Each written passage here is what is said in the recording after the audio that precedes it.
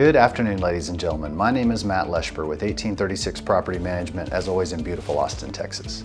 This video is to discuss why investors need to pay up front for maintenance expenses when they use a property management company. Now, this is applicable to our clients at 1836 Property Management, but also to clients across the nation that hire a property management company for their local properties. No matter who you use, there are times when investors need to pay up front for those expenses. So let's dig into it. First, repairs and replacements over your maintenance limit. They're going to happen from time to time. Whether this is a refrigerator that costs $1,000 and you've got a $500 limit, or whether it's an HVAC system that costs $10,000, yes, $10,000 today, but your maintenance limit is $500 or $1,000 per se.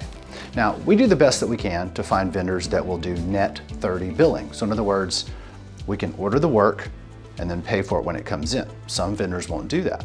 That's great, but we still have to have the capital on hand to pay for those expenses. So when you as an owner approve the expense, you've got to send in the funds before we can order the work. When an issue is over that limit, 1836 will request that you send in those funds as mentioned before.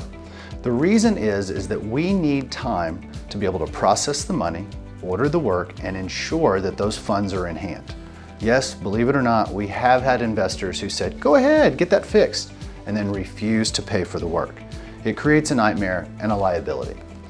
We also hold those funds until the work is complete. So once we verify everything's been completed to our satisfaction and properly, then we will pay those bills. If you have a trust account, you'll know that you can't spend more money than you have on file. Having you pay for those expenses up front ensures that we can pay for those bills and we don't have a trust accounting violation should that bill become due before the capital is in hand. Failure to send in funds puts us all into a pickle, and we do not need to be there. We need to make sure that we can always pay our bills on time and never get into a place where we're arguing with each other about who owes what.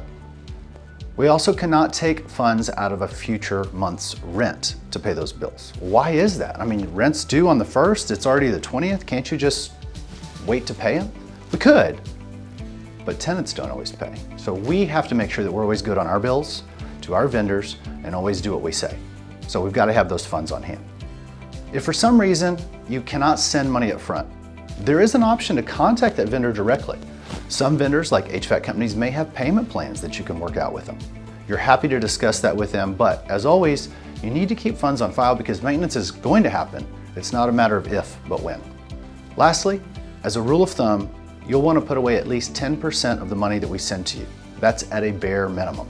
If you've got an older home that's circa 1920 or 40, you're going to want to put away up to 20% of the money that we send your direction. The reason is you're going to need those funds one day, not if, but when. So make sure you take a couple minutes, put a couple bucks aside, and have that for a rainy day. You're going to need it. If you have any additional questions, don't hesitate to reach out to us. We're here to support you, to help you be more successful as an investor. 512-994-4323 or find us online, 1836propertymanagement.com. Thanks for your time.